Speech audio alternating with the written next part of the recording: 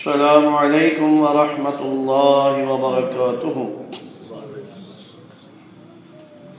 ان الحمد للہ نحمده ونستعینه ونستغفره ونعوذ باللہ من شرور انفسنا ومن سیئات اعمالنا، من يهده الله فلا مضل له ومن يضلل فلا هادي له، وأشهد أن لا إله إلا الله وحده لا شريك له، وأشهد أن محمدا عبده ورسوله. اللهم صل على محمد وعلى آل محمد كما صليت على إبراهيم وعلى آل إبراهيم إنك حميد مجيد. اللهم بارك على محمد وعلى آل محمد كما باركت على إبراهيم وعلى آل إبراهيم إنك حميد مجيد. أما بعد فإن خير الحديث كتاب الله، وخير الهدي هدي محمد صلى الله عليه وسلم، وشر الأمور محدثاتها، وكل محدثة بدعة، وكل بدعة ضلالة، والضلالة في النار. أعوذ بالله السميع العليم من الشيطان الرجيم، من همزه ونفخه ونفسه. يا أيها الذين آمنوا اتقوا الله حق تقاته ولا تموتن إلا وأنتم مسلمون. يا أيها الناس اتقوا ربكم الذي خلقكم من نفس واحدة وخلق منها زوجها وبث منهما رجالا كثيرا ونساء، واتقوا الله الذي تساءلون به والأرحام إن الله كان عليكم رقيبا. يا أيها الذين آمنوا اتقوا الله وقولوا قولا سديدا يصلح لكم أعمالكم ويغفر لكم ذنوبكم، ومن يطع الله ورسوله فقد فاز فوزا عظيما.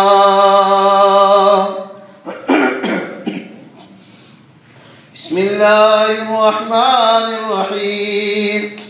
سبحان الذي أسرى بعبده ليلا من المسجد الحرام إلى المسجد الأقصى الذي باركنا حوله لنريه من آياتنا إنه هو السميع البصير.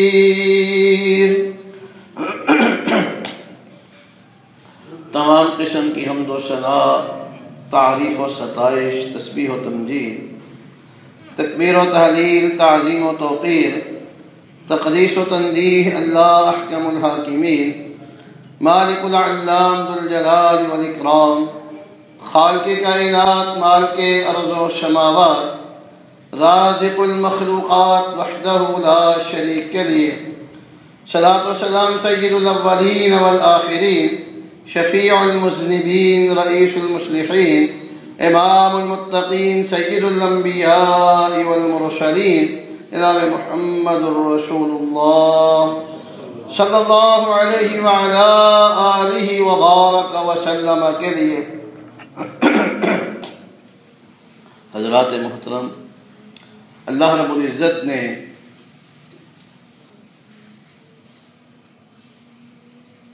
آسمان و زمین بنانے کے بعد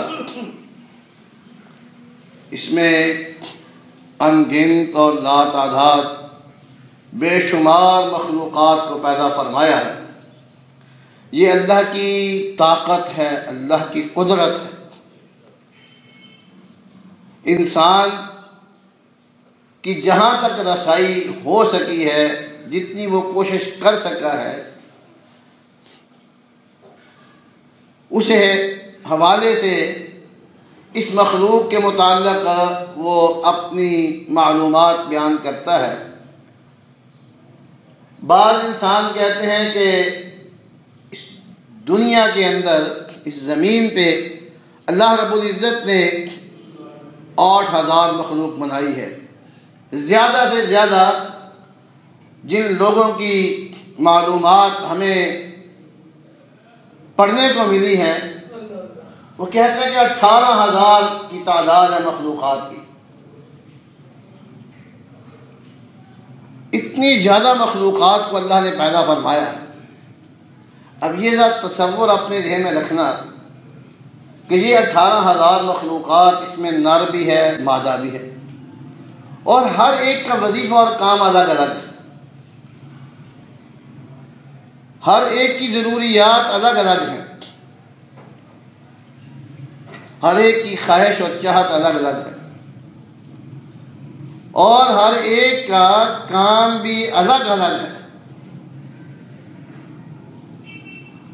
اللہ رب العزت سب کو پال رہا ہے، سب کا خیال رکھ رہا ہے، سب کی ضرورتیں اور ان کی خواہشیں پوری فرما رہا ہے۔ ان ساری مخلوقوں میں یہ بات ایک اپنے ذہن میں رکھنا کہ ان ساری مخلوقات کا خالق، مالک، رازق اللہ رب العزت ہے، اور اللہ رب العزت نے ان ساری مخلوقات کے لیے جو جو ان کی ضرورتیں تھیں وہ سارا کچھ اللہ نے اس زمین میں رکھا ہوا۔ وَإِن مِّن شَيْءٍ إِلَّا عِندَنَا خَزَائِنُهُ، ہر شے کے خزانے اللہ کے پاس ہیں۔ وہ اتنا طاقتور اللہ، اتنی قوتوں کا مالک، خالق، اس پروردگار نے ساری مخلوقات میں یہ اعزاز انسان کو بخشا ہے کہ وَلَقَدْ كَرَّمْنَا بَنِي آدم، کہ ہم نے انسان کو تکریم دی ہے، اسے عزت دی ہے، اسے اشرف المخلوقات قرار دیا گیا، اور اشرف المخلوقات میں انسان، اور انسانوں کے اندر اللہ رب العزت نے ان انسانوں کو اپنا مقرب قرار دیا جن انسانوں نے اللہ کی مانی ہے، ان کی بنسبت جنہوں نے اللہ کی نہیں مانی۔ اللہ کی ماننے والے اللہ کے مقرب بندے ہیں، ان مقرب بندوں میں، اللہ کی ماننے والوں میں، دیکھو میں بھی اللہ کی کچھ نہ کچھ تو مانتا ہوں، آپ بھی مانتے ہیں، اللہ کی مانی ہے تو ہم مسجد میں آئے ہیں نا، یہ اللہ کی توفیق ہے۔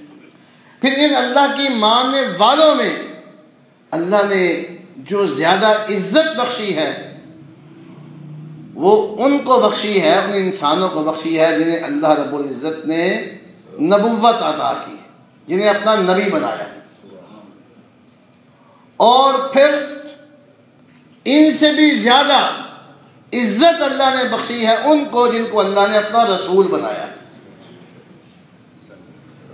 رسولوں میں بھی اللہ رب العزت نے ان کو زیادہ عزت عطا فرمائی ہے، مرتبہ اور مقام دیا ہے جن پر اللہ رب العزت نے صحیفے اور کتابیں نازل فرمائی۔ ان میں بھی اللہ رب العزت نے 5 ایسے رسولوں کا ذکر فرمایا ہے جنہیں اولو العزم رسول کہا جاتا ہے۔ حضرت نوح علیہ السلام، حضرت ابراہیم علیہ السلام، حضرت موسیٰ علیہ السلام، حضرت عیسیٰ علیہ السلام، امام الانبیاء سید الرسل جناب محمد الرسول اللہ صلی اللہ علیہ وسلم، یہ 5 پیغمبر، ان کو باقی سب پر فوقیت اور فضیلت بخشی ہے، اور ان 5 میں بھی جو اعزاز اور مقام، جو عزت اور مرتبہ، جو شان اور احترام اللہ رب العزت نے امام کائنات، سید الثقلین، سید الانبیاء والرسل، خطیب الانبیاء، قائد الانبیاء امام الانبیاء جناب محمد الرسول اللہ صلی اللہ علیہ وسلم کو عطا فرمائی ہے، وہ کسی اور کے نصیب میں نہیں ہے۔ اللہ رب العزت نے نبی اکرم علیہ السلام کو بڑی نعمتیں دی ہیں، بڑی نعمتیں دی ہیں۔ ان نعمتوں میں سے اللہ رب العزت نے ایک نعمت اسراء اور معراج عطا فرمائی۔ وہ اسراء اور معراج جس کے حوالے سے آج قرآن مجید کی جس آیت کو تلاوت کیا گیا ہے، سبحان الذی اسریٰ بعبدہ لیلا من المسجد الحرام الی المسجد الاقصی، پاک ہے وہ ذات جس نے سیر کروائی اپنے بندے کو مسجد حرام سے مسجد اقصی تک رات کے بہت تھوڑے سے حصے میں۔ بارکنا حولہ، وہ مسجد اقصی جس کا آس پاس اللہ نے برکتوں اور رحمتوں سے بھر دیا ہے۔ لِنُرِيَهُ مِنْ آیاتنا، اللہ فرماتے ہیں یہ معراج اور اسراء اس لیے کروایا ہے تاکہ ہم آپ کو اپنی کچھ ایسی نشانیاں دکھائیں جو نشانیاں اس سفر کے بغیر آپ کی نگاہ میں آنا ممکن نہیں تھا۔ اِنَّهُ هُوَ السَّمِيعُ الْبَصِيرُ، اللہ سب کچھ خوب سننے والا ہے اور ہر چیز پوری طرح دیکھنے والا ہے۔ اللہ کا سننا بھی کمال ہے، دیکھنا بھی لاجواب ہے۔ یہ اسراء اور معراج اللہ کے رسول علیہ الصلوۃ والسلام کے اس سفر کے دو حصے ہیں۔ پہلا حصہ اسراء ہے جو مکہ سے شروع ہوتا ہے اور مسجد اقصی پہ مکمل ہوتا ہے۔ اللہ کے رسول علیہ الصلوۃ والسلام کے سفر کا دوسرا حصہ مسجد اقصی سے ساتواں آسمان، آسمانوں سے اوپر سدرۃ المنتہا، سدرۃ المنتہا سے آگے جنت المأویٰ، اللہ رب العزت سے کچھ باتیں، اور یہ بڑے اعزاز کا سفر ہے۔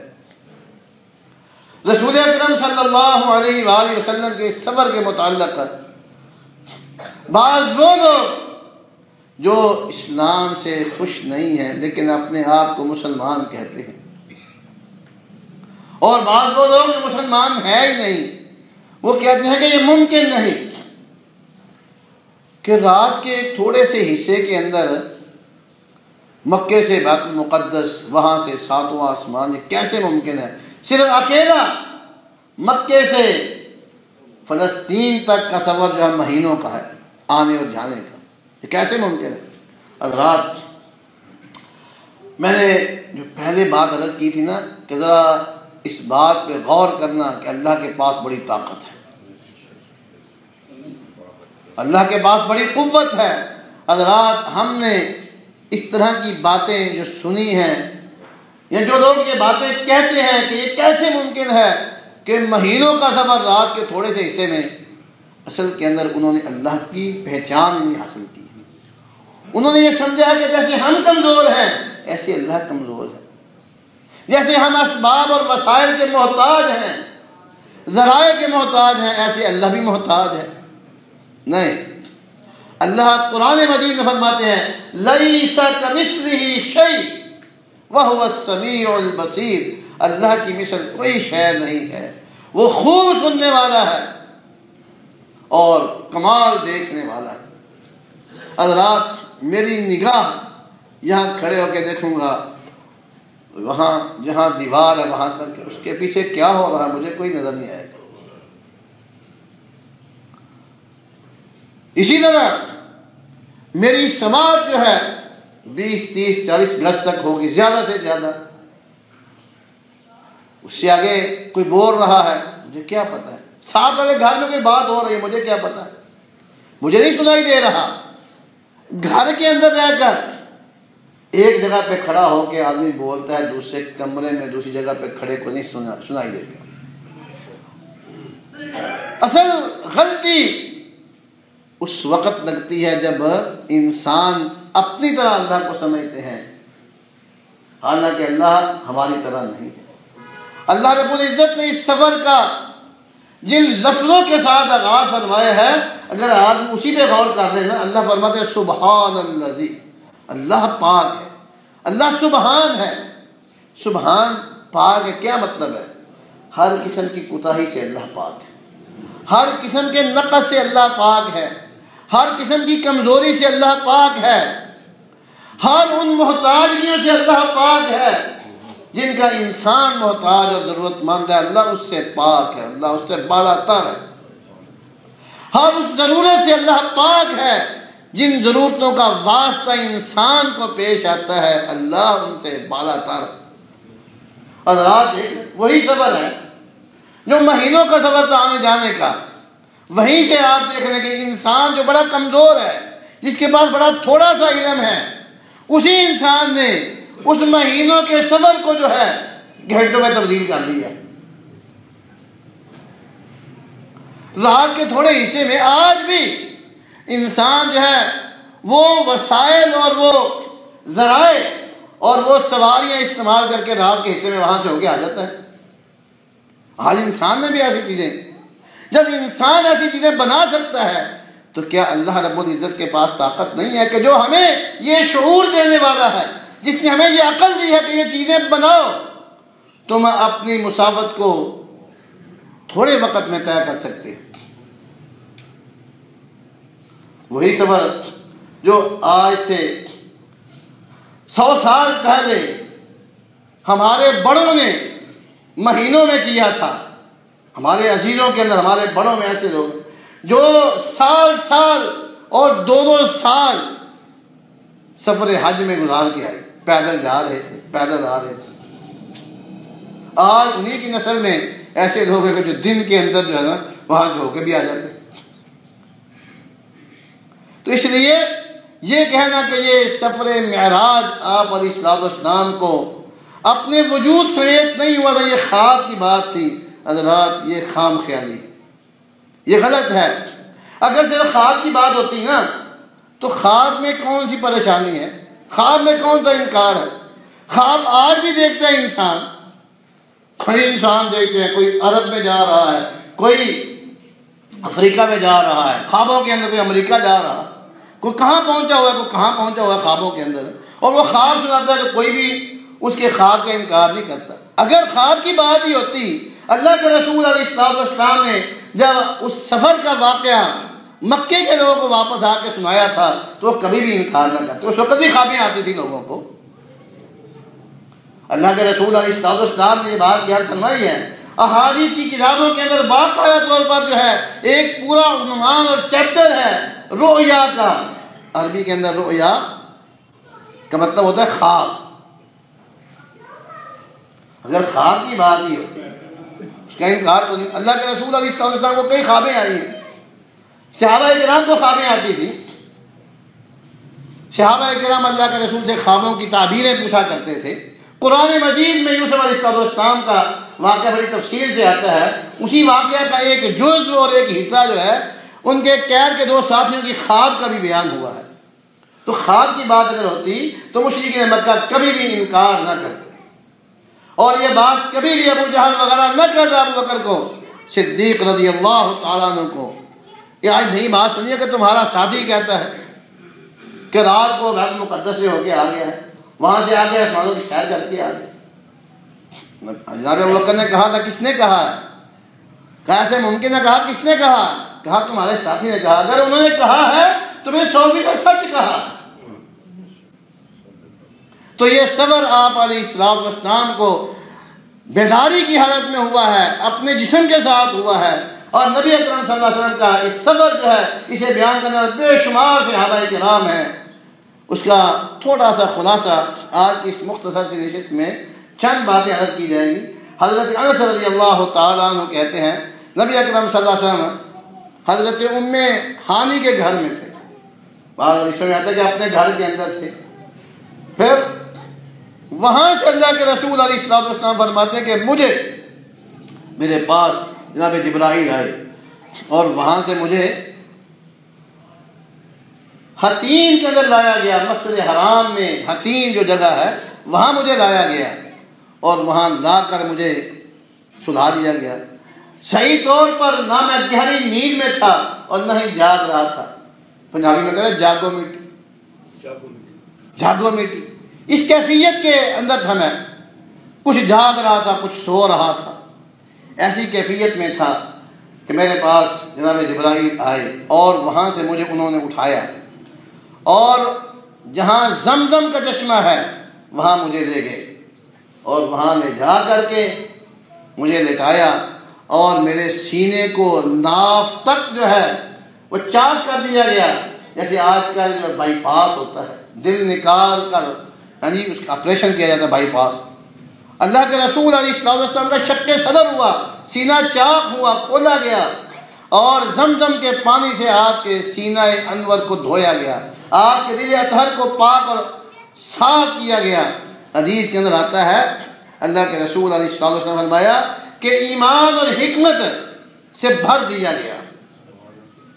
اور یہ پہلی دفعہ نہیں ہوا تھا آپ کا شق صدر، اس سے پہلے بھی 2 دفعہ اللہ کے رسول علیہ السلام کا سینہ چاک ہوا تھا. شق صدر اس سے پہلے بھی زندگی میں 3 مرتبہ آپ کے سینے کو کھولا گیا، 3 مرتبہ یوں کہنے کہ آپ کا بائی پاس ہوا. ایک مرتبہ اس وقت جب آپ علیہ السلام بالکل بچے تھے، حالت رضاعت کے اندر وقت گزار رہے تھے قبیلہ بنو ساعدہ کے اندر. حضرت حلیمہ سعدیہ ان کے پاس، یہ واقعہ بڑا مشہور ہے، بڑا تفصیلی ہے کہ آپ باہر کھیل رہے تھے اپنے رضائی بھائی کے ساتھ، وہ بھی چھوٹا بچہ تھا، آپ کا ہم عمر ہی تھا. فرشتوں نے آ کر آپ کو اٹھایا اور آپ کو وہاں جو آپ کی رہائش تھی اس سے پیچھے طرف لے گئے اور وہاں جا کر آپ کو سینے کو چاک کیا گیا اور آپ کے سینے کو صاف کیا گیا. اس سے بعد جب آپ کو نبوت عطا کی گئی، نبوت دینے کے وقت آپ کے سینے کو چاک کیا گیا. اور تیسری مرتبہ جب آپ کو معراج کے لیے لے جایا جانا تھا اس وقت آپ کے سینے کو صاف کیا گیا. یہ آپ کے لیے بڑے اعزاز کی بات ہے کہ اللہ رب العزت نے اس امت کے لیے آپ کا اتنا اہتمام فرمایا ہے.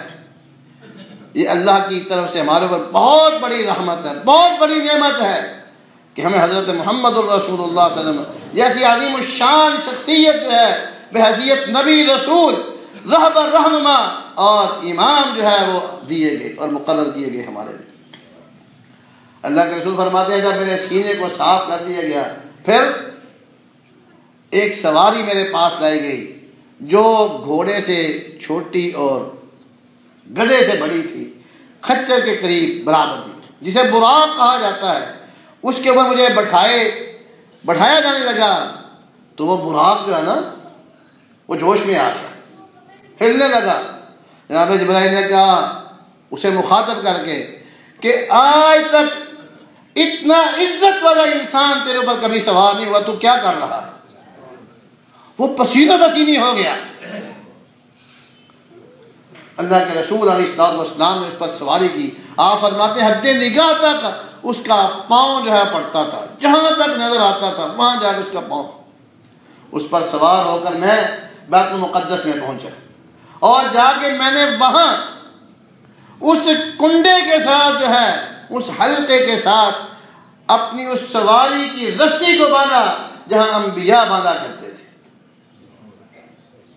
یہ اللہ کر سکتے ہیں سر. اللہ اکبر. کہتے ہیں پھر کیا ہوا؟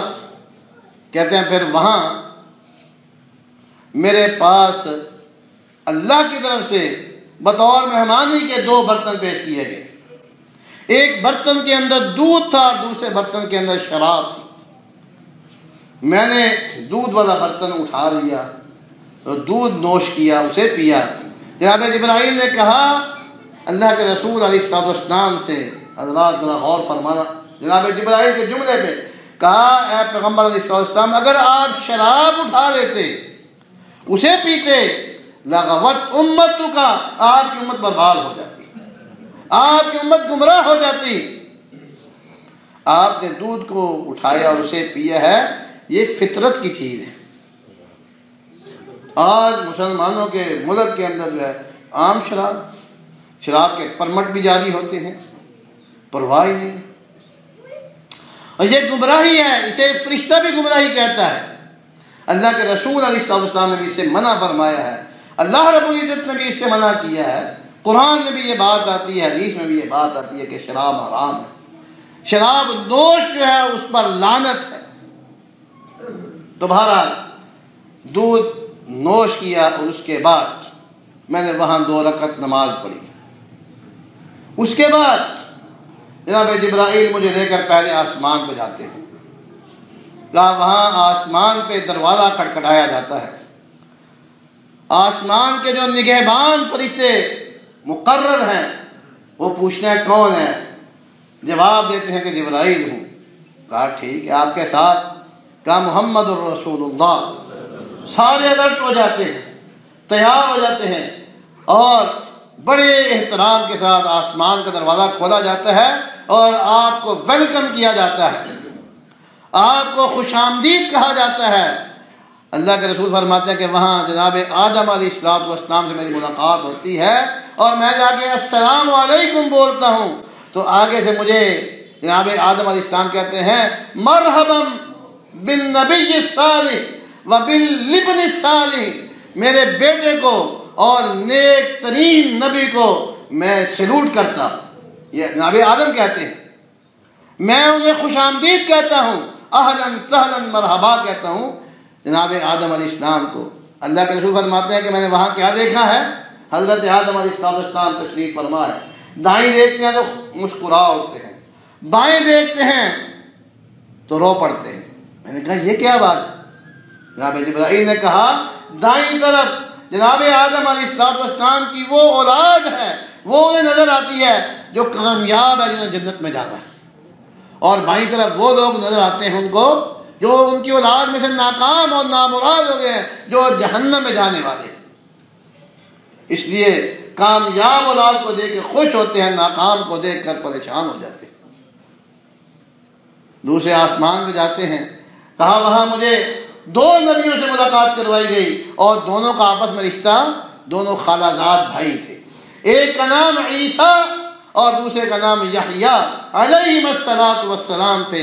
انہوں نے مجھے خوش آمدید کہا، انہوں نے کہا کہ اچھے بھائی کو، نیک نبی کو ہم خوش آمدید کہتے ہیں۔ تیسرے آسمان پہ جاتا ہوں تو وہاں کا اس ہستی سے ملاقات ہوتی ہے جس ہستی کے متعلق قرآن مجید نے ایک پوری سورت معصوم کر دی ہے، اور جس کے متعلق قرآن میں لکھا ہے کہ اس شخص کو دیکھ کر مصر کی عورتیں جو ہے اپنی انگلیاں کاٹ بیٹھی تھی، اتنا حسن تھا ان کو، اتنی خوبصورتی تھی۔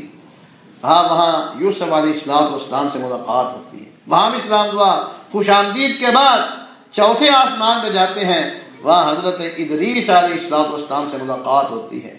5ویں آسمان پہ حضرت ہارون علیہ السلام سے ملاقات ہوتی ہے۔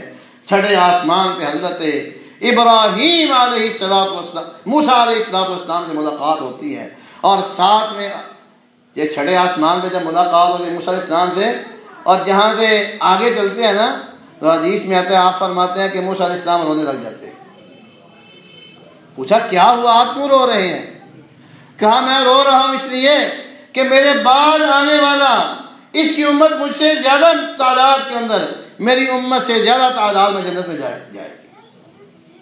امت محمد تعداد میں زیادہ جنت میں جائے گی موسیٰ علیہ السلام کی امت سے۔ کہا اس بات پر مجھے رشک آ گیا ہے، اور یہ رشک کا رونا تھا، حسد کا نہیں تھا۔ وہاں سے آگے چلتے ہیں، 7ویں آسمان پہ حضرت ابراہیم علیہ السلام سے ملاقات ہوتی ہے۔ اللہ کے رسول فرماتے ہیں کہ وہ 7ویں آسمان پہ جناب ابراہیم علیہ السلام ٹیک لگائے بیٹھے ہوئے ہیں، جس گھر کے ساتھ ٹیک لگا کے بیٹھے ہیں اسے بیت المعمور کہا جاتا ہے۔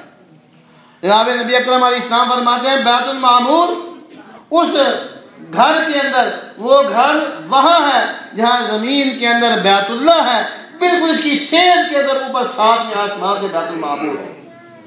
جیسے یہاں زمین کے اندر بیت اللہ کا لوگ طواف کرتے ہیں، عبادت کرنے کے لیے آتے ہیں، ایسے ہی فرمایا کہ 7ویں آسمان پہ آسمانوں کی مخلوق فرشتے جو ہیں اس بیت المعمور میں جو ہے نماز پڑھنے کے لیے، عبادت کے لیے جاتے ہیں، اور فرمایا کہ روزانہ 70,000 فرشتے وہاں عبادت کے لیے جاتے ہیں، اور جو ایک دفعہ چلا گیا ہے فرمایا قیامت تک اس کی باری نہیں آئے گی۔ اللہ قرآن میں فرماتے ہیں وَمَا يَعْلَمُ جُنُودَ رَبِّكَ إِلَّا هُوَ، اللہ کے لشکروں کو، اللہ کی مخلوق کی تعداد کو کوئی بھی نہیں جانتا اللہ کے سوا، اتنے فرشتے ہیں اللہ کے۔ اور پھر فرمایا کہ وہاں سے حضرت ابراہیم علیہ السلام نے ایک پیغام دیا مجھے، بڑا خوبصورت پیغام تھا۔ کیا پیغام؟ پیغام یہ دیا کہ اپنی امت کو جا کے میرا سلام کہنا۔ کیسے خوش نصیب لوگ ہیں ہم کہ ہمیں سلام کون کہہ رہا ہے؟ امام الانبیاء، امام الموحدین، کہ جنہیں اللہ فرماتے ہیں کہ میں نے ابراہیم کو اپنا خلیل بنا لیا ہے، اور سلام کا پیغام لانے والے سید الرسول خاتم الانبیاء جناب محمد الرسول اللہ صلی اللہ علیہ وسلم۔ اور سلام کن کے لیے آ رہا ہے؟ آپ خوش نصیب لوگوں کے لیے آ رہا ہے۔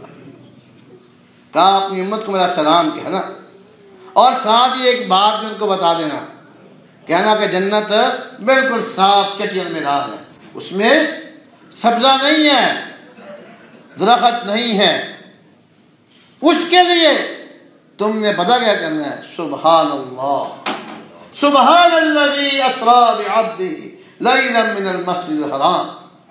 کیا کہنا ہے؟ سبحان اللہ۔ سبحان اللہ کہو گے اللہ جنت میں تمہارے لیے ایک درخت لگا دے گا۔ یہ جناب ابراہیم علیہ السلام کا پیغام ہے۔ اس سے آگے کیا ہوتا ہے؟ اللہ کے رسول علیہ السلام سدرۃ المنتہا پر جاتے ہیں، جنت کی سیر کرتے ہیں، وہاں کیا دیکھتے ہیں؟ لِنُرِيَهُ مِنْ آیَاتِنَا، اللہ کہتے ہیں ہم اپنی نشانیاں، بڑی کمال کی نشانی اللہ نے دکھائی ہیں، اللہ نے زندگی رکھی، توفیق دی، تو پھر انشاءاللہ وَمَا عَلَيْنَا إِلَّا الْبَلَاغُ۔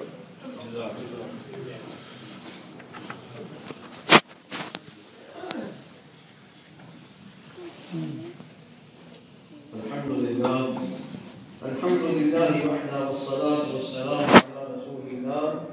ان اللہ وملائکتہ یصلون علی النبی یا ایھا الذین آمنوا صلوا علیہ وسلموا تسلیما۔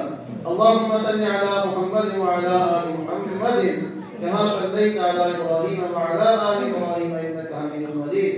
اللهم بارك على محمد وعلى آل محمد كما باركت على إبراهيم وعلى آل إبراهيم إنك حميد مجيد۔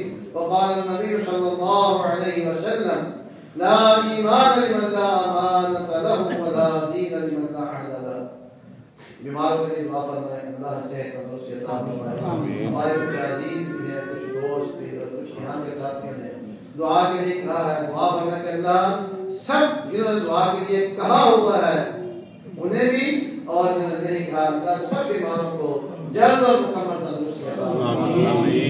جتنی پریشان حال ہے اللہ سب کی پریشانی دور فرما، جتنے مقروض ہیں اللہ سب کو قرض سے خلاصی نجات عطا فرما، ہمارے گھروں میں خیر و برکات نازل فرما۔ یا العالمین ہمیں سے ہر ایک جان مال ایمان عزت کی حفاظت فرما، ہمارے ملک پاکستان کے حال پہ رحم فرما۔ جن یہ شورشوں کا شکار ہے، جن سازشوں کا شکار ہے، اللہ اپنی حفاظت فرما۔ یا رب العالمین ساری سازشوں سے ہمارے ملک کو محفوظ فرما۔ مسلمان جہاں جہاں پریشان ہے اللہ کی مدد فرما۔ بالخصوص ہمارے ہمسائے کے اندر ہندوستان کے اندر مسلمانوں کے خلاف بڑا ظلم ہو رہا ہے، اللہ ہمیں غیرت عطا فرما۔ یا رب العالمین اپنے غیر سے ان کی مدد فرما، ہمارے ذریعے سے بھی اللہ ان کی مدد فرما۔ اور بھی جہاں جہاں مسلمان پریشان ہیں، مظلوم ہے، مجبور ہے، مقہور ہے، بے بس اور لاچار ہے، اللہ وہاں مسلمانوں کی ہر دو ذریعے سے مدد فرما، مسلمانوں کو دنیا آخرت کی عزت نصیب فرما۔ یا رب العالمین ہمارے فوج الاسلام کے مطلب کو آسان فرما، ان کے لیے نیکیوں کو اپنی بارگاہ میں قبول فرما کے جنت عطا فرما، بحیثیت انسان ہونے کے کوتاہیوں سے صرف نظر فرما۔ یا رب العالمین ان کی قبر کو جنت کا باغ بنا۔ سبحان ربک رب العزة عما یصفون وسلام علی المرسلین والحمد للہ رب العالمین۔